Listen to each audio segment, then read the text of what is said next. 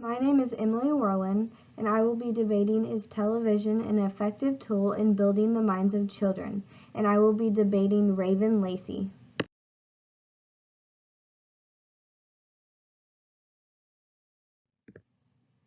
I will be debating the side television is not an effective tool in building the minds of children. My main points are it affects children's sleep, weight, grades, and behavior. It takes away from brain development. It reduces social interaction time. And American Academy of Pediatrics updated on television use for children. Television's effect on children's sleep. In figure 1 to the left is from an adolescent sleep pattern and nighttime technology use survey. This graph on television use shows weekdays and weekend sleep onset and wake times. This data shows significant linear trends for TV use. Every asterisk you see is a significant trend due to TV use. Each 1 hour per day increase in TV viewing was associated with 7 minutes per day of shorter sleep. It is shown that children who watch TV, especially close to bedtime, are less likely to get into a deep sleep compared to children who don't watch TV. The more time your child spends watching TV, the more likely they are to get less sleep due to nightmares, long time falling asleep, and having sleep terrors. Not being able to fall asleep is most likely from a blue light that is capable of triggering the brain to stop making melatonin, which is a hormone that makes you sleepy. Children need at least 7 to 8 hours of sleep. 9 to 11 hours is actually recommended. TV is affecting these numbers significantly, which results in waking up tired and their energy throughout the day. Television affecting children's weight. 2/3 of the 20,000 television ads a normal kid sees every year are for food, and most are for high sugar foods. On average, children ages 2 to 5 spend 32 hours a week in front of a TV. Kids ages 6 to 11 spend about 28 hours a week. Watching TV has been replaced with going outside, playing, exploring, reading, using imagination, and so on.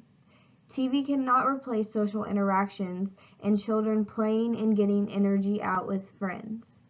On the left is the prevalence of obesity in children by the hours of TV per day. Kids need to explore, communicate with others, and play to get their minds wondering and forming questions and learning through doing so. These are some statistics on the amount of TV watched daily by our kids. Infants cannot learn from a screen and are not recommended until 18 months to have co-view TV time, but almost half of infants by 5 months watch TV and 43% of them watch every single day.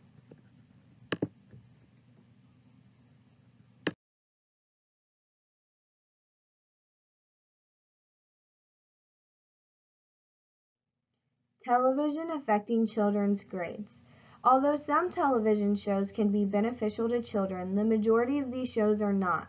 By setting your young child down in front of a TV while you're busy is getting them addicted to something that will hurt them later in life.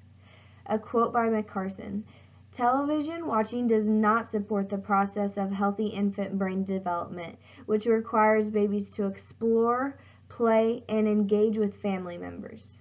Children are known to have a shorter attention span when they are allowed to watch TV constantly. Images on a TV screen rapidly and dramatically change.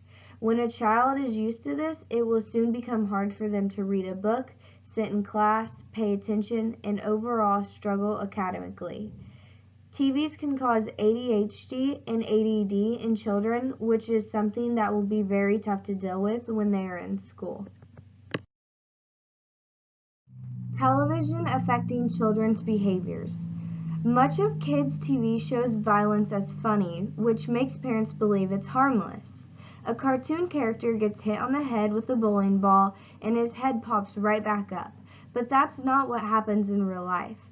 That's violence without consequence, and it's harmful because young kids don't distinguish fantasy from reality. On average, children see 2,000 beer and wine ads a year, 200,000 violent acts, and 16,000 murders by age 18. Weapons appear on average 9 times each hour, and 14% out of 75% of programs contain sexual content. But they don't talk about protection at all, exposing children that are 8, 9, and 10, and so on, that your decisions don't have consequences. To the left is a graph showing it is much more common to see media violence and aggression than anything else on TV. Seeing this much violence and crime that is being seen as funny and acceptable should not be what we want our growing children's minds to learn. We ourselves can turn the TV off and have meaningful conversations. Television takes away from brain development. In the first 2 years of life, a massive number of brain cell connections develop. These are a result of physical and emotional experiences. Being read to, reading themselves, imagination play, and less time doing homework or working on cognitive growth are being replaced with television screens. The environment is crucial to proper brain development. Research has shown that rats brought up in an enriched environment compared to a very plain environment have many more brain cell connections. The same is true of human brain cells. Although shows like Sesame Street may have a lesson behind it, the more productive way for a young mind to grow is through true experiences and interactions.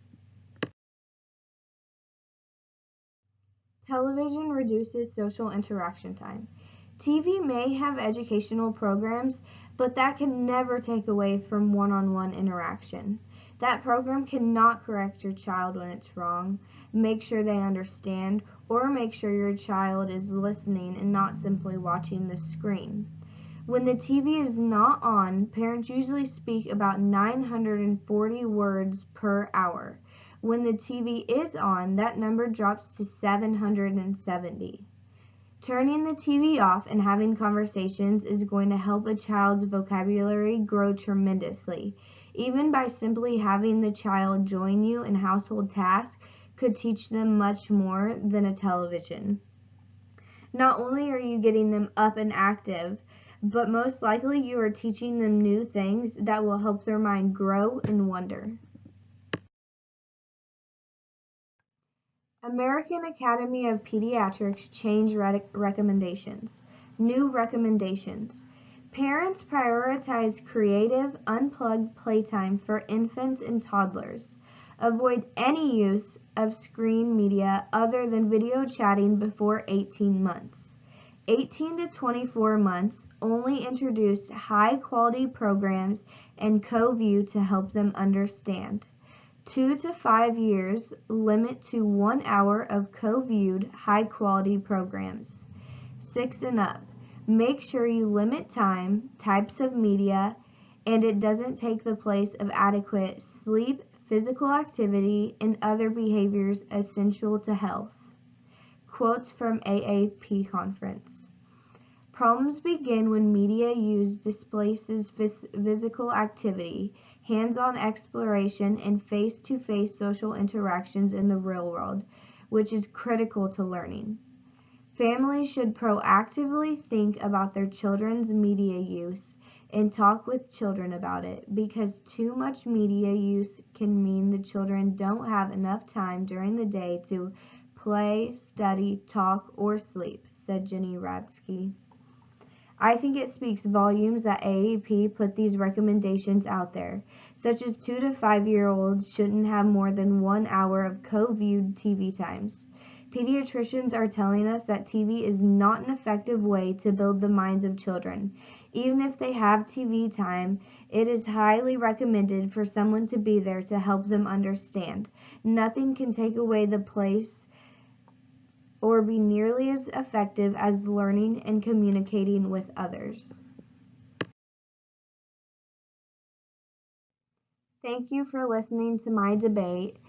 These are all the citations I used during this debate.